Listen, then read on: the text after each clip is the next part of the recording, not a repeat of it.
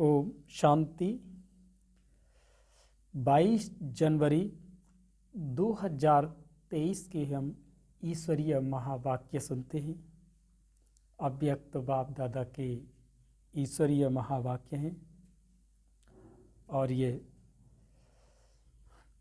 25/11/93 की ये रिवाइज मुरली है कि सहज सिद्धि प्राप्त करने के लिए ज्ञान योग माना सहज सिद्धि प्राप्त करने के लिए ज्ञान स्वरूप प्रयोगी आत्मा बनो। माना ज्ञान के स्वरूप में ढलकर जैसे जैसे बाबा हम बच्चों को मुरली के थ्रू जो भी बाबा समझाते हैं उसके ऊपर प्रयोग करना, तब आप प्रयोगी आत्मा कहलाओगे। वो भी ज्ञान स्वरूप बनकर। अगर प्रेम स्वरूप है तो प्रेम स्वरूप बनकर, अगर सुख स्वरूप है तो सुख स्वरूप बनकर आप प्रयोगी आत्मा बनो। आज ज्ञान दाता वरदाता अपने ज्ञानी तू आत्मा योगी तू आत्मा बच्चों को देख रहे हैं। हर एक बच्चा ज्ञान स्वरूप और योग युक्त कहाँ तक बना है। बाबा अपने को बाबा सब जान रहे हैं कि बच्चा कहाँ तक बना है। ज्ञान सुनने और सुनाने के निमित्त बने हैं, वह ज्ञान स्वरूप बने हैं। समय प्रमाण योग लगाने वाले बने हैं, वह सदा योगी जीवन अर्थात हर कर्म में योग युक्त युक्ति युक्त स्वतः वह सदा के योगी बने हैं। किसी भी ब्राह्मण आत्मा से कोई भी पूछेंगे कि ज्ञानी और योगी हैं तो क्या कहेंगे? सभी ज्ञानी और योगी है ना। ज्ञान स्वरूप बनना अर्थात हर संकल्प बोल और कर्म समर्थ होगा, तभी न ज्ञान स्वरूप कहा जाएगा। व्यर्थ समाप्त होगा, क्योंकि जहां समर्थ है वहां व्यर्थ हो नहीं सकता। जैसे प्रकाश और अंधियारा साथ साथ नहीं होता, तो ज्ञान प्रकाश है और व्यर्थ अंधकार है। वर्तमान समय व्यर्थ को समाप्त करने का अटेंशन रखना है। सबसे मुख्य बात संकल्प रूपी बीज को समर्थ बनाना है। अगर संकल्प रूपी बीज समर्थ है तो वाणी कर्म संबंध सहज ही समर्थ हो ही जाता है। तो ज्ञान स्वरूप अर्थात हर समय हर संकल्प हर सेकंड समर्थ। योगी तू आत्मा सभी बने हो, लेकिन हर संकल्प स्वतः योग युक्त युक्ति युक्त हो, इसमें नंबर वार है। क्यों नंबर बने हैं? जब विधाता भी एक है और उसकी विधि भी एक है, फिर नंबर क्यों? माना परमात्मा के यहां से तो सभी पवित्र आत्माएं, फिर यहां क्यों परिवर्तन? माना जब विधाता एक है उसकी विधि एक है, फिर नंबर क्यों? बाप दादा ने देखा कि योगी तो बने लेकिन प्रयोगी कम बनते हैं। योग करने और कराने दोनों में सभी होशियार हैं। ऐसा कोई है कि जो कहे कि योग कराना नहीं आता? जैसे योग करने कराने में योग्य हो, ऐसे ही प्रयोग करने में भी योग्य बनना और बनाना है। इसको कहा जाता है योगी जीवन, अर्थात योग युक्त जीवन। अभी प्रयोगी जीवन की आवश्यकता है। जो योग की परिभाषा जानते हो, वर्णन करते हो, वो सभी विशेषताएं प्रयोग में आती हैं।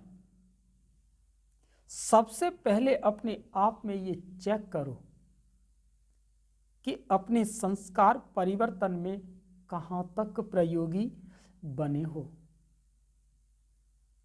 तो प्रयोगी बनना माना अपने संस्कार परिवर्तन करने का, प्रयोगी आत्मा बनने का मतलब ही है कि कभी कभी हम पुराने स्वभाव और संस्कारों में तो नहीं चले जाते। पुराने स्वभाव संस्कार में चले जाना माना आज भी माया की अरेस्ट में हैं आप, क्योंकि आप सबसे श्रेष्ठ संस्कार ही श्रेष्ठ संसार की रचना की नींव हैं। अगर नींव मजबूत है तो अन्य सभी बातें स्वतः मजबूत हुई पड़ी हैं। तो यह देखो कि संस्कार समय पर कहाँ धोखा तो नहीं देते हैं। श्रेष्ठ संस्कार को परिवर्तन करने वाले कैसे भी व्यक्ति हों, वस्तु हों, परिस्थितियां हों, योग के प्रयोग करने वाली आत्मा को श्रेष्ठ से साधारणता में हिला नहीं सकते।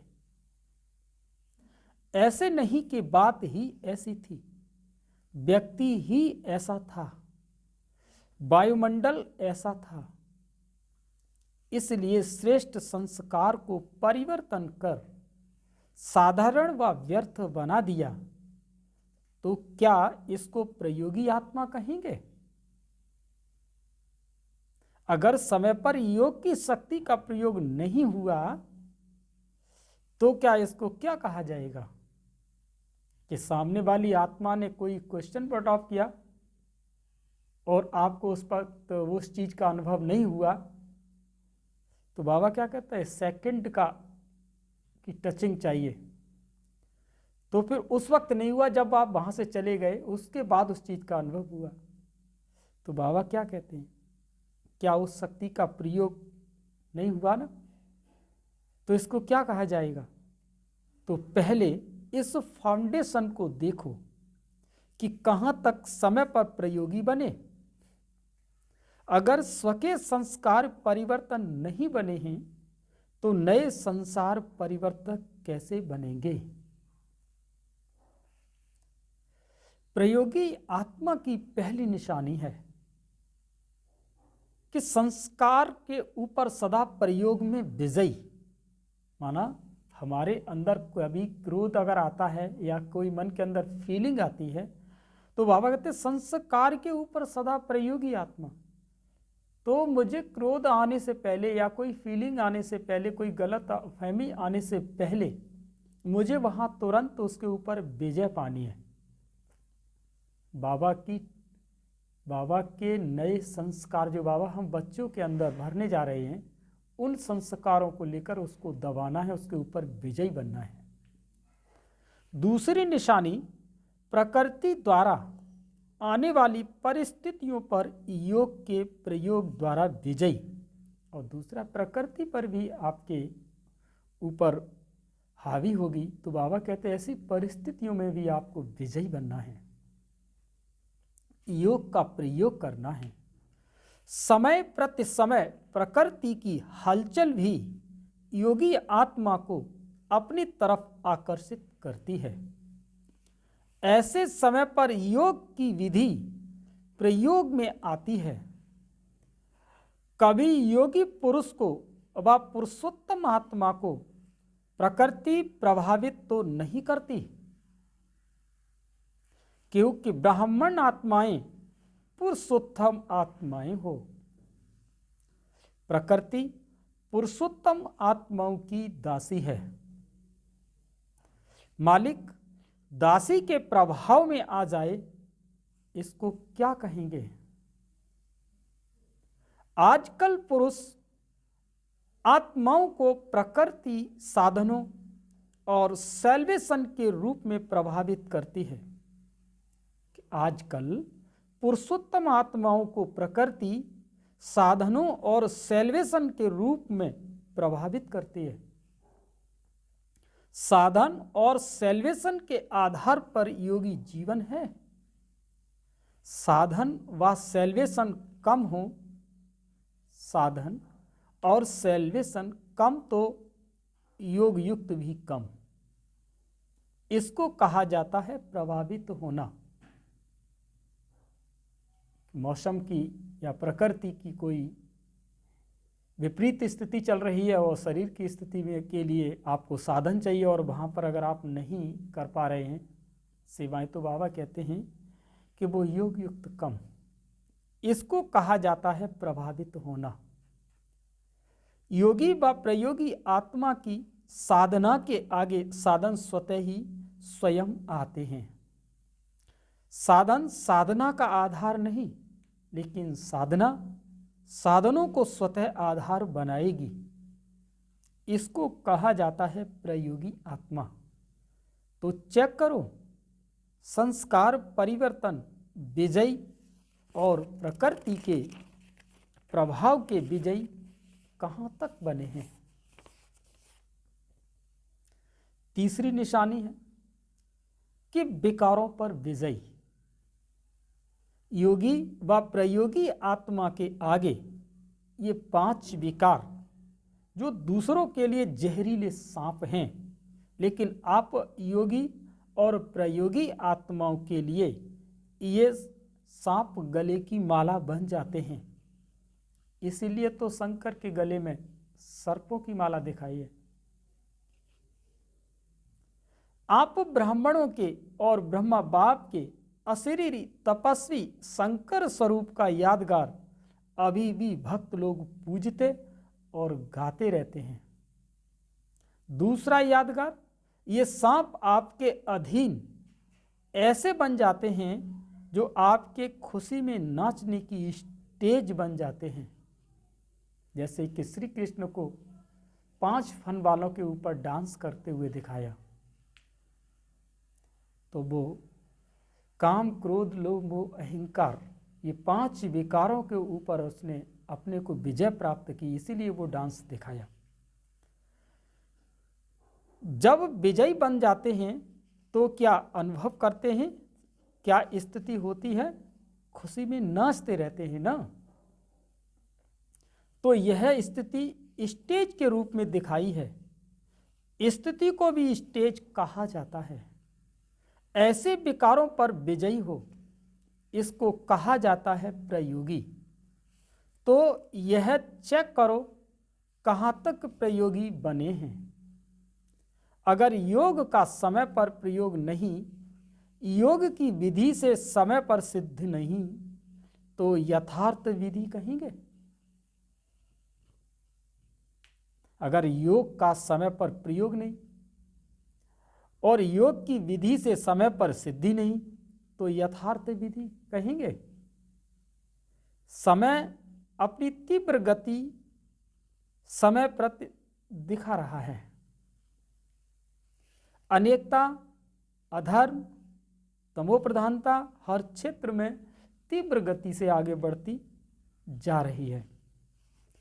ऐसे समय पर आपके योग के विधि की वृद्धि व विधि के सिद्धि में वृद्धि तीव्र गति से होना आवश्यक है। ऐसे समय पर आपके योग के विधि की वृद्धि जब जब परिस्थितियां बनती हैं तब तब आपका योग स्थित होता है, स्थिति अच्छी बनती है, क्योंकि परिस्थितियों में देखो ना, कभी हमारे यहाँ संत पुरुष जब तपस्या करते तो कांटों के ऊपर बैठते हैं। क्यों? क्योंकि वो अटेंशन होना चाहते हैं शरीर को कष्ट दे करके। लेकिन बाबा ने आप बच्चों को क्या कहा कि अपने योग की विधि की वृद्धि व विधि के सिद्धि में वृद्धि तीव्र गति से होना आवश्यक है। नंबर आगे बढ़ने का आधार है प्रयोगी बनने की सहज विधि। आपको आगे अगर जानना है तो हर बात में बाबा को यूज करना सीखो, तभी तो आप प्रयोगी आत्मा हो पाओगे। बाबा को यूज करो, हर पॉइंट पर यूज करो, स्थिति अच्छी हो जाएगी। तो बाप दादा ने क्या देखा? समय पर प्रयोग करने में तीव्र गति के बजाय साधारण गति है। अभी इसको बढ़ाओ तो क्या होगा? सिद्ध स्वरूप अनुभव करते जाएंगे। आपके जड़ चित्रों द्वारा सिद्धि प्राप्त करने का अनुभव करते रहते हैं। चैतन्य में सिद्ध स्वरूप बने हो तब यह यादगार चला आ रहा है। रिद्धि सिद्धि वाले नहीं हैं, विधि से सिद्धि। तो समझा क्या करना है?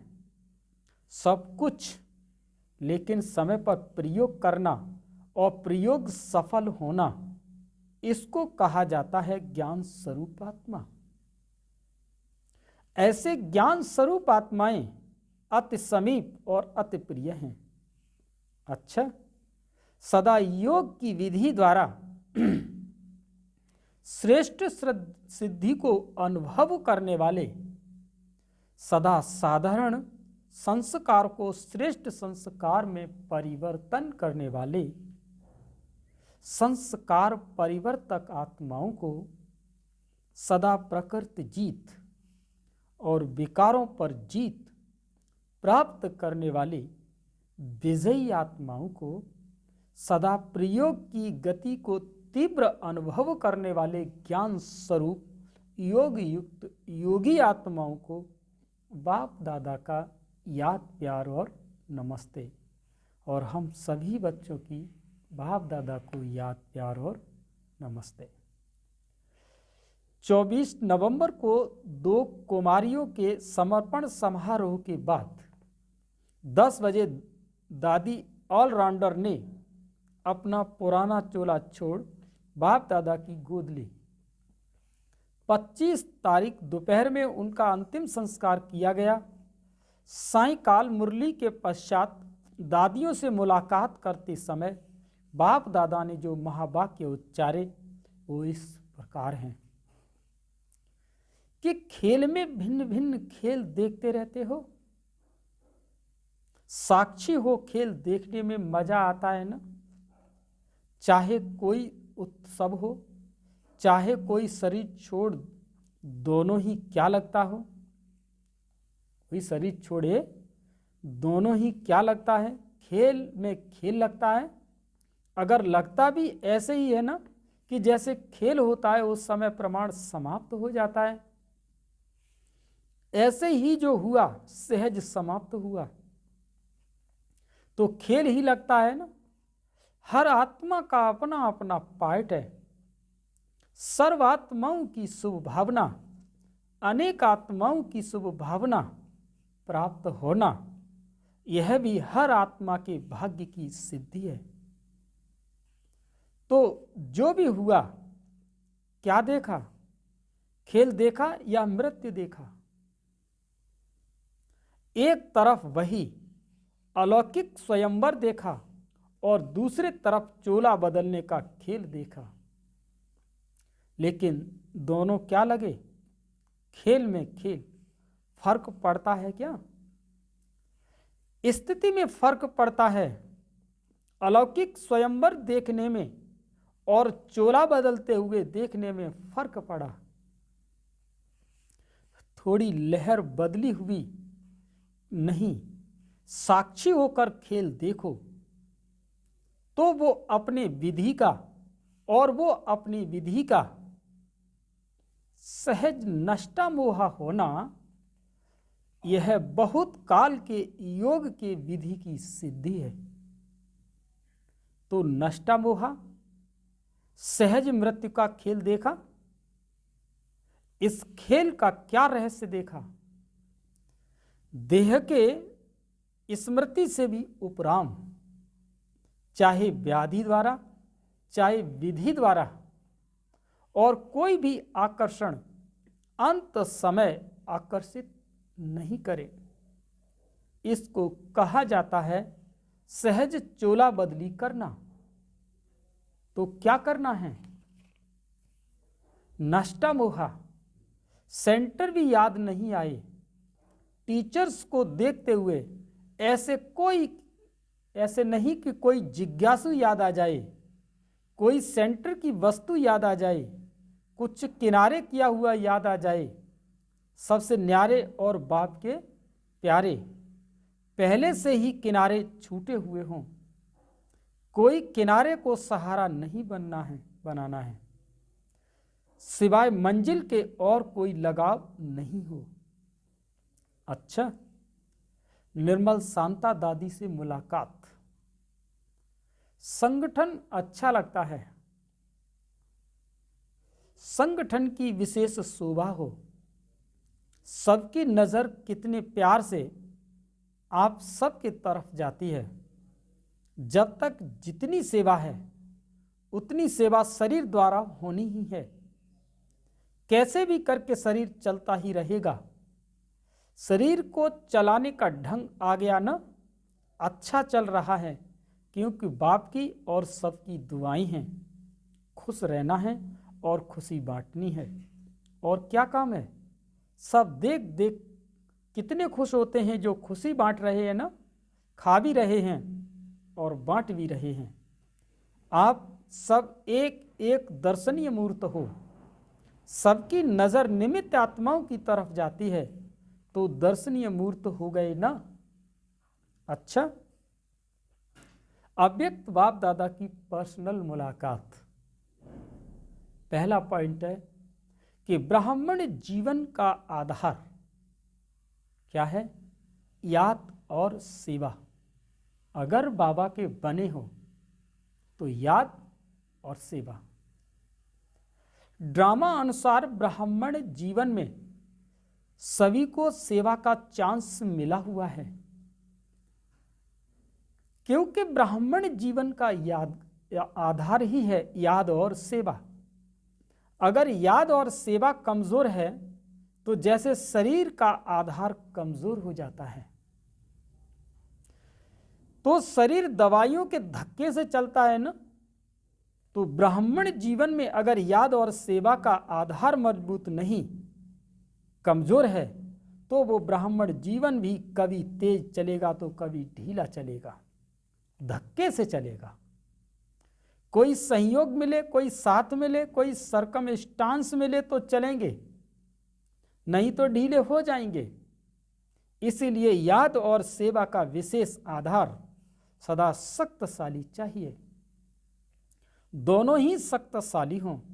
सेवा बहुत है, याद कमजोर है, या याद बहुत अच्छी है, सेवा कमजोर है, तो भी तीव्र गति नहीं हो सकती।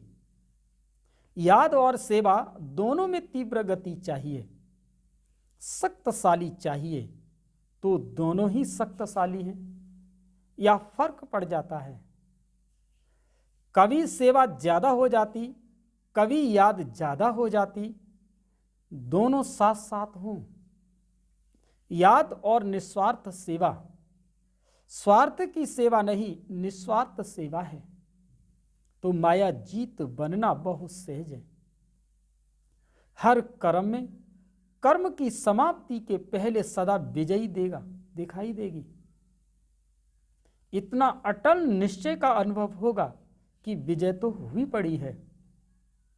अगर ब्राह्मण आत्माओं की विजय नहीं होगी तो किसकी होगी? क्षत्रियों की होगी क्या? ब्राह्मणों की विजय होगी, विजय है ना, क्वेश्चन मार्क नहीं होगा। कर तो रहे हैं, चल तो रहे हैं, देख लेंगे, हो जाएगा, होना तो चाहिए, तो ये शब्द नहीं आएंगे। पता नहीं क्या होगा, होगा या नहीं होगा, ये निश्चय के बोल हैं। निश्चय बुद्धि विजयी, ये गायन है ना। तो जब प्रैक्टिकल हुआ है तब तो गायन है। निश्चय बुद्धि की निशानी है विजय निश्चित। जैसे किसी भी प्रकार की किसी को शक्ति होती है, चाहे धन की हो, बुद्धि की हो, संबंध संपर्क की हो, तो उसको निश्चय रहता है ये क्या बड़ी बात है, यह तो कोई बात ही नहीं है। आपके पास तो सब शक्तियां हैं। धन की शक्ति है कि धन की शक्ति करोड़पतियों के पास है। सबसे बड़ा धन है अविनाशी धन, जो सदा साथ है। वो धन की शक्ति भी है, बुद्धि की भी शक्ति है, पोजीशन की भी शक्ति है। जो भी शक्तियां गाई हुई हैं सब शक्तियां आप में हैं, या कभी प्राय लोप हो जाती हैं। इन्हें इमर्ज रूप में अनुभव करो। ऐसे नहीं हाँ हूं तो सर्वशक्तिवान का बच्चा, लेकिन अनुभव नहीं होता। तो सभी भरपूर हो कि थोड़ा थोड़ा खाली हो, समय पर विधि द्वारा सिद्धि प्राप्त हो।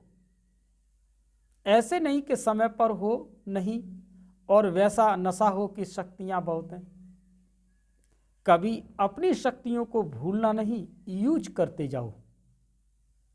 अगर स्व प्रति कार्य में लगाना आता है तो दूसरे के कार्य में भी लगा सकते हो। पांडवों में शक्ति आ गई या कभी क्रोध आता है? थोड़ा थोड़ा क्रोध आता है।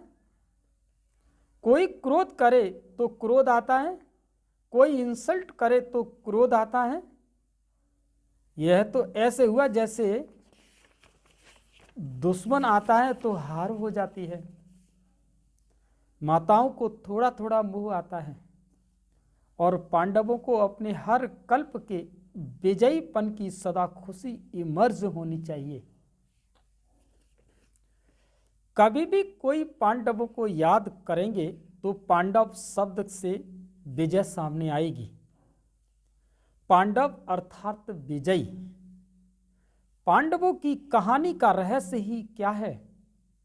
विजयी है ना, तो हर कल्प के विजयी। इमर्ज रूप में नशा रहे, मर्ज नहीं।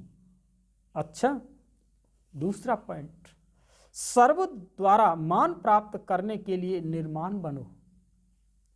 सभी अपने को सदा कोटों में कोई और कोई में भी कोई श्रेष्ठ आत्मा अनुभव करते हो कि कोटों में कोई जो भी गाया हुआ है वो और कोई है या आप ही हो। तो कितना एक एक आत्मा का महत्व है, अर्थात हर आत्मा महान है। तो जो जितना महान है होता है, महानता की निशानी जितना महान उतना निर्माण, क्योंकि सदा भरपूर आत्मा है। जैसे वृक्ष के लिए कहते हैं ना कि जितना भरपूर होगा उतना झुका हुआ होगा ना, और निर्माणता ही सेवा करती है। जैसे वृक्ष का झुकना सेवा करता है, अगर झुका हुआ नहीं होगा तो सेवा नहीं करेगा। तो एक तरफ महानता है और दूसरी तरफ निर्माणता है, और जो निर्माण रहता है वो सर्व द्वारा मान पाता है। स्वयं निर्माण बनेंगे तो दूसरे मान देंगे। जो अभिमान में रहता है उसको कोई मान नहीं देते, उससे दूर भागेंगे। तो महान और निर्माण है या नहीं है उसकी निशानी है कि निर्माण सबको सुख देगा। जहां भी जाएगा, जो भी करेगा वह सुखदायी होगा। इससे चेक करो कि कितने महान हैं। जो भी संबंध संपर्क में आए सुख की अनुभूति करे। ऐसे है या कभी दुख भी मिल जाता है। निर्माणता कम तो सुख भी सदा नहीं दे सकेंगे। तो सदा सुख देते सुख लेते या कभी दुख देते दुख लेते। चलो देते नहीं है लेकिन ले भी लेते हैं। थोड़ा फील होता है तो ले लिया ना, माना अगर फीलिंग आई तो फिर अगर कोई भी बात किसी की भी फील हो जाती है तो इसको कहेंगे कि दुख लेना। लेकिन कोई दे और आप नहीं लो, यह तो आपके ऊपर है ना। आप जिसके पास होगा ही दुख वो क्या देगा? दुख ही देगा। लेकिन आपका काम है सुख लेना और सुख देना। ऐसे नहीं कि कोई दुख दे रहा है तो कहेंगे कि मैं क्या करूं, मैंने नहीं दिया लेकिन उसने दिया। अपने को चेक करना है, क्या लेना है क्या नहीं लेना है। लेने में भी होशियारी चाहिए ना। इसीलिए ब्राह्मण आत्माओं का गायन है, सुख के सागर के बच्चे सुख स्वरूप सुख देवा हैं। तो सुख स्वरूप सुख देवा आत्माएं हो, दुख की दुनिया छोड़ दी, किनारा कर लिया, या अभी तक एक पांव दुख धाम में है, एक पांव संगम पर है। ऐसे तो नहीं कि थोड़ा थोड़ा बुद्धि वहां रह गई है, पांव नहीं है लेकिन थोड़ी उंगली रह गई है। जब दुख धाम को छोड़ चले तो न दुख लेना है न दुख देना है। अच्छा, वरदान है, उड़ती कला द्वारा बाप समान ऑलराउंड पार्ट बजाने वाले चक्रवर्ती भव। जैसे बाप ऑलराउंड पार्टधारी है, सखा भी बन सकते तो बाप भी बन सकते।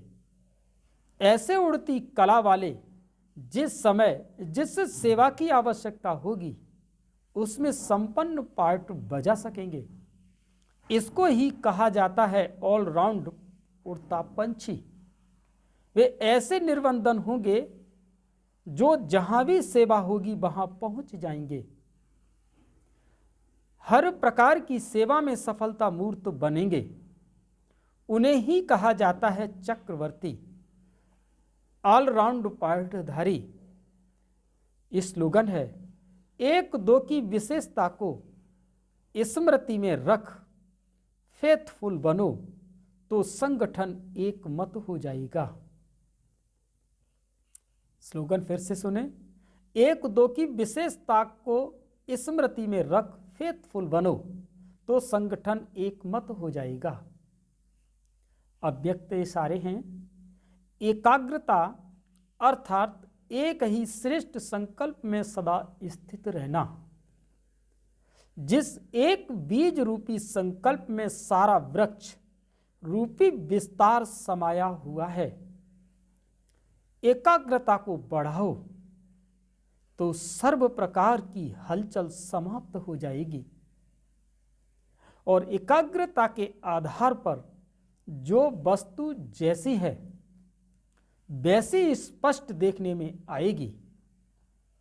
ऐसी एकाग्र स्थिति में स्थित होने वाला स्वयं जो है जैसा है अथवा जो वस्तु जैसी है वैसी स्पष्ट अनुभव होगी।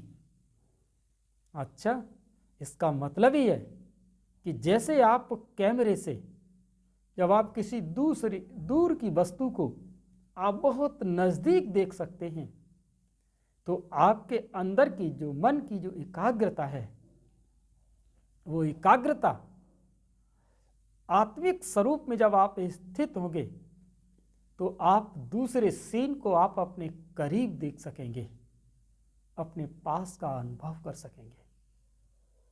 ओम शांति।